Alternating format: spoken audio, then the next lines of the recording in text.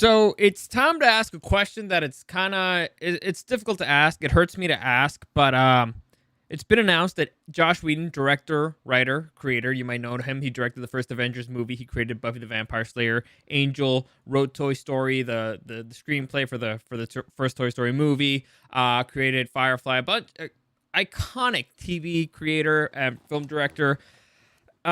It's been announced that he has officially abandoned his newest project called The Nevers with HBO, and there's just been a string of events that I'm gonna go deep on. So it all leads to asking the big question: is Joss Whedon washed up?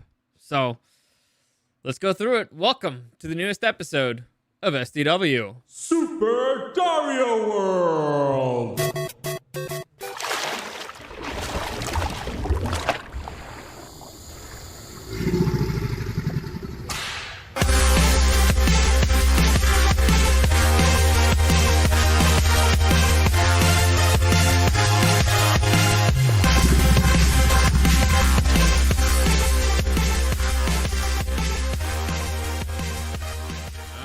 So first, let's go through a little bit of personal news. Well, not really personal news, but I think I officially finished my portable studio. So all I have to do is test it out. When you test stuff out, that's when you realize that stuff you're not really done. But I'm officially done with the portable part of it, the equipment, all that stuff. And so I'm gonna test it out, which means that some things might be changing in the podcast in the future. Mainly that it will probably mark the return of my podcast in Spanish, Super Dario World en Español.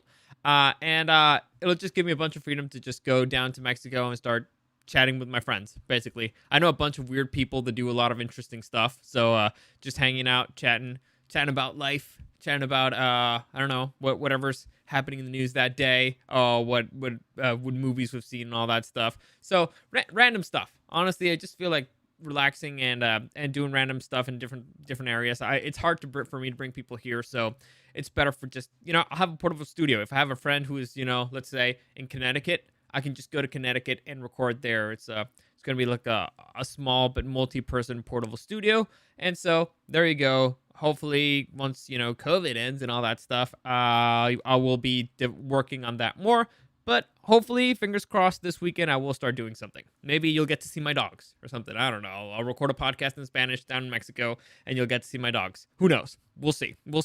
At least for sure, I know that I'm going to go down to my garage, and you can check out my monitor and Snake and all that stuff. It just gives me a little bit more freedom, So there you go. That's the news there. Before we get into the Joss Whedon thing, let's just give you a quick reminder that any comments, questions, or suggestions, you can find me at Dario the Show on Instagram and at Super Dario World. Also, live streaming, I aim for every day, but I'm not always successful. But that will happen on Twitch at Super Dario World and on YouTube at Super Dario World. If you want to, you can also check out this video on Super Dario World on YouTube. It should be uploaded, I don't know, a few hours after I record. So, I don't know. Let's say 10 p.m. I don't know. I don't control YouTube, but YouTube loads it automatically. But anyway, let's get into this because it's kind of a lot, and it's kind of sad, at least for me, because, like I said, Joss Whedon is one of my favorite creators of all time. He's created one of my favorite shows of all time, multiple of them. So let's just go here. For those of you who don't know him, that's Joss Whedon. As I mentioned, known for got an Academy Award nomination for writing the script for Toy Story, created Buffy the Vampire Slayer, created Angel, the TV show, which is a spin-off of Buffy the Vampire Slayer, which I argue is actually a better show. It depends on what your taste is. I think it's a better show. He created Dollhouse. He created Firefly, one of the greatest sci-fi shows of all time. Probably the greatest show that ever got canceled way before its time. Then afterwards directed a movie called Serenity that pretty much kind of closed that story and kind of satisfied the fans a little. He directed the first Avengers movie. He directed the second Avengers movie. He created the TV show Agents of S.H.I.E.L.D. And most recently, he co-directed the Justice League film, which was kind of bad. And so things are kind of starting to go off the rails here for old Joss. And it's a combination of things. So as always, let's start at the beginning. And the earliest signs that things were going weird, let's just go through his through his IMDb here real quick, just so you have an idea of his work. Here, because you'll notice something that's a little bit weird here. Let me just make this a little bit bigger. So you see him as a writer, and he has a writing credit in 2017 for Justice League, and then you go down to his director, where for his directing credits, and he doesn't get a credit for the Justice League, which is weird, right? It's really weird that he gets a writing credit for Justice League, but he does not get a director credit for Justice League. I don't understand it. I don't understand if it was removed or what, but it's a weird thing. But anyway, just so that you can see his filmography here as a director, you got The Nevers, which was the HBO show that he was working on, which is he officially is off of. He's no longer in. And I'll get into the news of that show, what's it about, and everything. He directed and before, so this one's supposed to come out 2021. Before that, he directed Avengers: Age of Ultron, which came out 2015. Before that, he directed the Avengers, the original Avengers, which came out in 2012, and a small film which is actually based off a Shakespeare play, Much Ado About Nothing. And he also directed the Agents of S.H.I.E.L.D. pilot, which also 2013.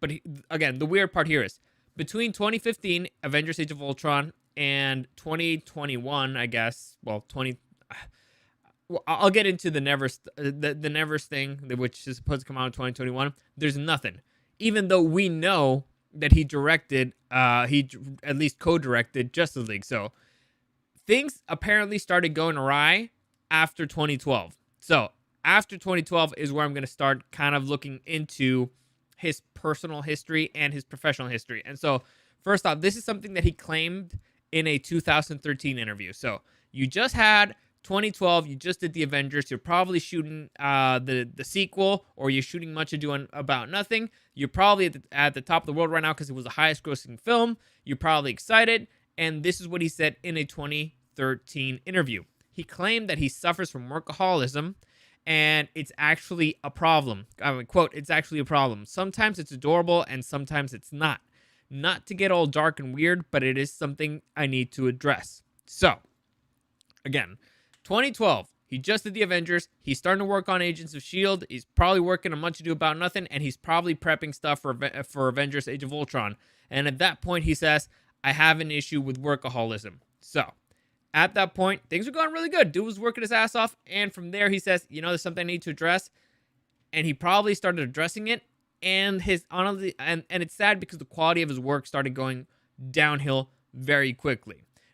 Our perfect example of this, and here's an example of the shows that he's created, but a perfect example of this is Avengers: Age of Ultron, which is easily the weakest of all the Avengers films. Now, I personally hate it for one reason, and it's because they killed my boy Quicksilver immediately. And by the way, spoiler alert, I guess, but I hate it for that because I love Quicksilver.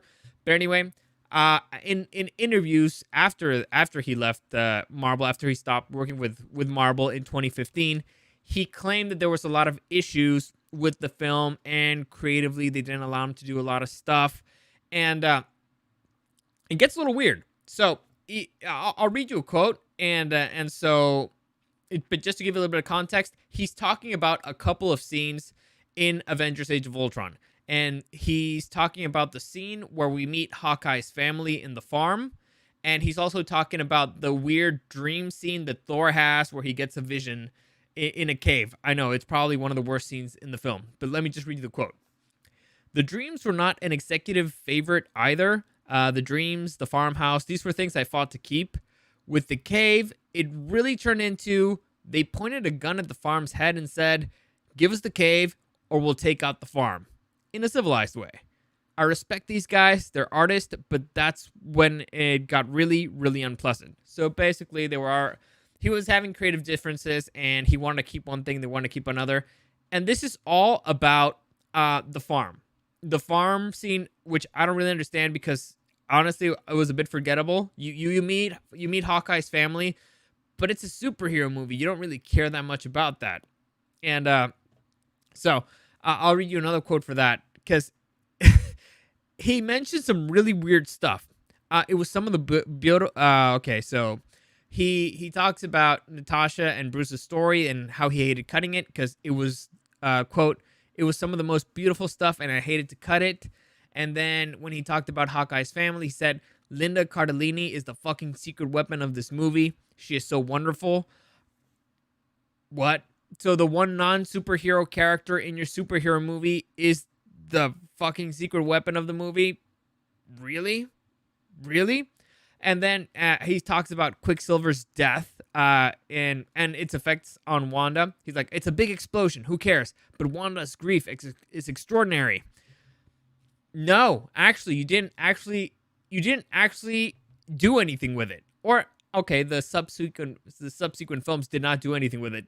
Wanda just kind of like accepts it. It should have been something greater. It was one of those things that you're like, did that really happen?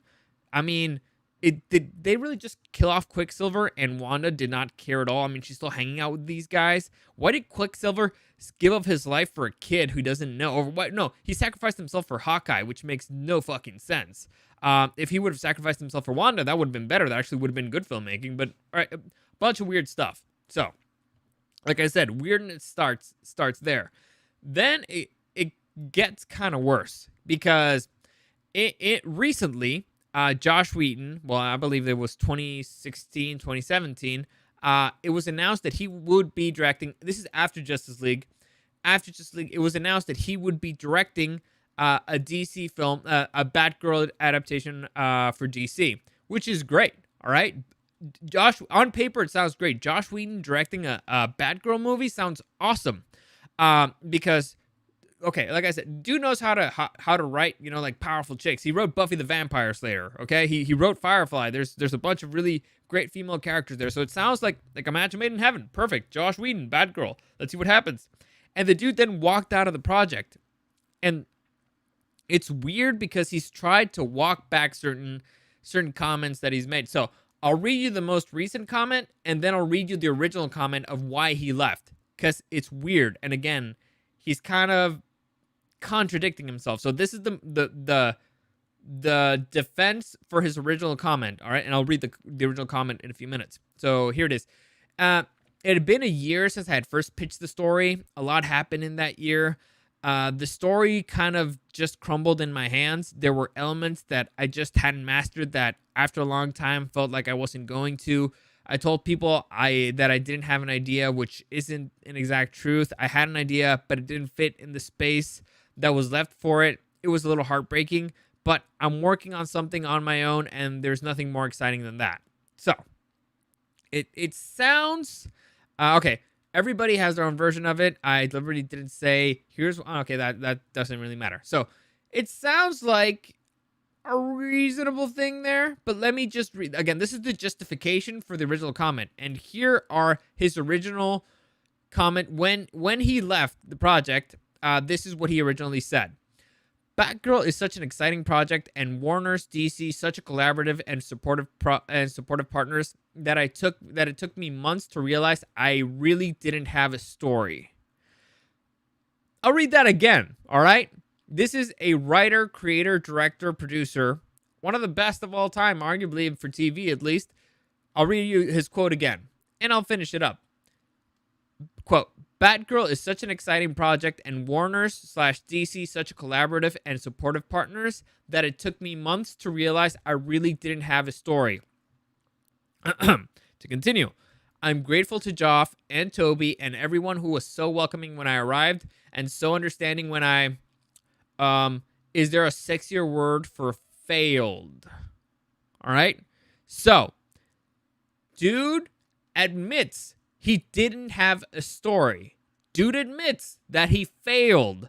That was his original. This is what he said. It came out of his mouth when he walked out of this project. Now let me read you the new comment again. All right. This is the explanation. It had been a year since I had first pitched the story. A lot happened in that year. The story kind of just crumbled in my hands. There were elements that I just hadn't mastered that after a long time felt like I wasn't going to. I told people that I didn't have an idea, which isn't an exact truth. I had an idea, but it didn't fit in the space that was left for it. It was a little heartbreaking, but I'm working on something on my own, and there's nothing more exciting than that. So, very different comments there, right? In the original comment, I failed and I didn't have a story. Came from his mouth. I didn't have a story. A few months later, it's like, oh, I told people I didn't have a story, but it did. What the fuck is happening here? Why are you changing your story now? It's honestly, it could have been when I first, because I remember reading this and I was like, what the fuck happened to Joss Whedon, man? Joss Whedon didn't have a story. Is he going through a crisis? Is it a personal thing? What the hell's happening? And sometimes people need time. They have issues. They have personal stuff. They get stuck. It's really weird when you're talking about a comic book character movie, because I don't know if you guys know this, but there's kind of hundreds of Batgirl stories out there already, and I mean hundreds and maybe thousands. So you could have just literally picked one of those and adapted it into film. I mean, I don't know. Call me crazy. Call me a fucking psychopath. But I think you can grab one of the already written stories and adapt it into a current movie, into a movie. And it's not that hard to make things fit if you really want to make them fit. I mean, you got a lot, and I mean a lot of material to work with, guy. A lot. And you couldn't create a story, not one, even just like straight up being like, this is the, just honestly, you know what I would have done? I would have gone on Google. It would have been like best Batgirl stories ever. And you read the top 10 and you make something out of it. Or you find the most popular Batgirl story and you just make that one. And it'll make the fans happy, which is honestly at the end what you kind of want to do. You want to make the fans happy because you're making a movie for the fans. So it's wild. It was a wild statement the first time I read it. Afterwards, when I read that he was kind of backtracking, oh, actually I did have a story, but people are saying that I didn't. You said it. You said that you didn't. Well, I mean, he didn't say people say. He said, I know I told some people, but it's weird. It's all weird stuff. And this, like I said, this happened, what was it, 2018. Now, he directed the Justice League movie, or co-directed, which is, again, it's weird, but because it doesn't appear in his IMDb anymore. And now, years later, by the way, I've talked about this quite a few times. The movie was not great because it didn't mash up. The Joss Whedon style, his kind of funny, lighthearted style, while still being serious, does not mesh with Zack Snyder's dark, broody style. It was a very ugly baby. And so the movie sucked probably because of that. Now we are... actually, I have some news about Zack Snyder and the DC movie, but I'll just save the whole DC stuff for another podcast whatsoever, because I'm already almost at 20 minutes, so eesh. So, things did not make sense there to me filmically. I understood it. Honestly, I understood why, because I know both the director styles, and I could kind of see it. This was a Whedon thing. Oh, this was a Snyder thing. They're not meshing well together. It's not working out, and so that's why I kind of justified it for myself why the movie sucked. But now afterwards, you had some of the film stars accusing Joss Whedon of let's say of inappropriate behavior on set, mainly the actor Ray Fisher who plays Cyborg in the Justice League. And I'll just read you the tweet that he put up. He said, Joss Whedon's on-set treatment of the cast and crew of Justice League was gross, abusive, unprofessional, and completely unacceptable. He was enabled in many ways by Geoff Johns and John Berg. Accountability over entertainment. And allegedly, this has been corroborated by Jason Momoa. So I don't know what he could have done on stage that was that egregious. Like I remember I read statements from the people who he name drops, Geoff Johns, I believe, and John Berg, and they were like, yeah, we had minor disagreements, but it wasn't unprofessional. But things start adding up, man. And you got unprofessional behavior on one side. You have him admitting that he doesn't have a story to write, even though they hired him as a writer and to write a story from a character that already has a bunch of written stories. Now, this brings us all the way to, what was it, last week? The announcement made, when was it? Let me just see the date here of this article. November 26, 2020. So yeah, last week. Here's the headline. Let me just switch this up here. All right, so Joss Whedon departs HBO series The Nevers. Now, for those of you who care, The Nevers is going to be, I believe, that show. All right, so The Nevers is going to be a series that follows a gang of Victorian women who find themselves with unusual abilities, relentless enemies, and a mission that might change the world. So it's a Victorian era kind of like superhero thingy, which sounds kind of cool. And it looks like Lena Headey's in there. I believe this is Doctor Who. So it looks like an interesting show, or at least enough. It's got a few weird things in it, but it seemed fun enough. And by the way, I'm not sure. I'm pretty sure this picture is not for that show. I don't know why the article that I found about the show has got this picture, but I think this is Pride and Prejudice and Zombies. Is it? Is it Pride and Prejudice and Zombies? I gotta look this up because now I'm doubting myself. And who are the idiots who write an article and put a picture that doesn't belong there? Pride, Prejudice, and Zombies. I need to see this cast. Let's see, because they made me look like an idiot. Here we go. Lily James, where are you? Lena Headey. I knew it. Why the fuck would they put this picture in the article? Anyway, so clearly somebody didn't do their homework, and one of those people is me. In my defense, this is the first time I actually seen the picture blown up. I just looked at the style, but I think it's because they're going for the Victorian look. Anyway, so the point is, back to the whole thing. The show is kind of about Victorian era people with superheroes, with superhero powers, and supposedly because of COVID, the show was actually greenlit back in 2018 to straight to series, meaning that they didn't have to make really a pilot for it. And they began shooting on July 2019 before the whole COVID-19 thing. Now, as I previously shown you, and I'm going to show you again, Joss Whedon is still listed as the director and creator.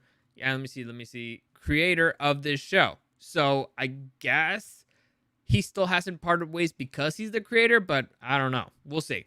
We'll see what happens from there. The point is, here's the statement from HBO of why he departed the show. So, we have parted ways with Joss Whedon. We remain excited about the future of the Nevers and look forward to its premiere in the summer of 2021. It's very, very dry. And now here's the statement from Joss Whedon. This year of unprecedented challenges has impacted my life and perspective in ways I could never have imagined.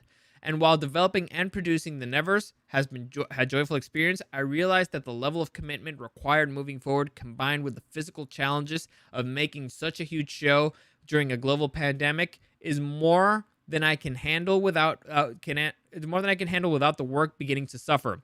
I am genuinely exhausted, and I am stepping back to marshal my energy towards my own life, which is also on the brink of exciting change. I am deeply proud of the work we have done. I'm grateful to all the extraordinary cast and collaborators, and to HBO for the opportunity to shape yet another strange world. The Nevers is a true labor of love, but after two plus years of labor, love is about all I have to offer. It will never fade. So, love is about all I have to offer sounds a lot like a previous statement from Joss Whedon that read, I really didn't have a story to tell. This is concerning in a way. It sucks because, honestly, I feel bad for the guy. Clearly, he realized that he had a problem with being a workaholic, and it sounds like he worked himself to the bone, and he's exhausted. And the weird thing is that it says that his personal life is on the brink of exciting change. Who knows what all that means? But it's concerning. As a fan, it's concerning. This is not a critic thing. I'm a fan. I'm a legit fan of his work. At least all the 90s stuff that he did. All the way up to the Avengers. Like I already mentioned, I have issues with Age of Ultron, but I'm a fan of his work. A big fan. Some of my favorite shows of all time were created by Joss Whedon. I'm a major fan. Hearing this is concerning, and it's sad, but it sounds like at least he's aware of what the issue is. Dude, go home and take a nap. Seriously. Take a nap. Take a break. Take 5. You don't have to do this to yourself. Has this kind of tarnished his legacy in a way? A little. The Batgirl thing is probably the most egregious thing, because this is at least I think was like an original thing. Batgirl, not really. So backing out from that, I don't understand what's happening. I really don't understand. I don't understand how you leave a DC project and then go to HBO, which I believe they're under the same parent company. There's a whole bunch of weird stuff happening here. They must love the guy, or it's just because of the weight of his name at this point, but it's bad. Like, this is really bad. It's really concerning. I hope I don't hear his name again for a few years. He takes his time. He rallies. He comes back better than ever, and he actually has, that old, Whedon charm, that particular style of dark comedy that I've grown to love. But this is bad. This is really, really bad. It's really concerning. And from one of the greatest ever, or at least in my humble opinion, I don't think I could ever be that honest. Like, I respect it. It's weird. A part of me respects the fact that he can say, I didn't have a story to tell and be that honest. But also, where's your pride, man? Like, where's your professional pride? I don't get it. It hurts my brain to try to understand this.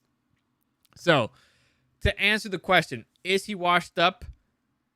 I think in his current state, yes. He needs a dramatic change.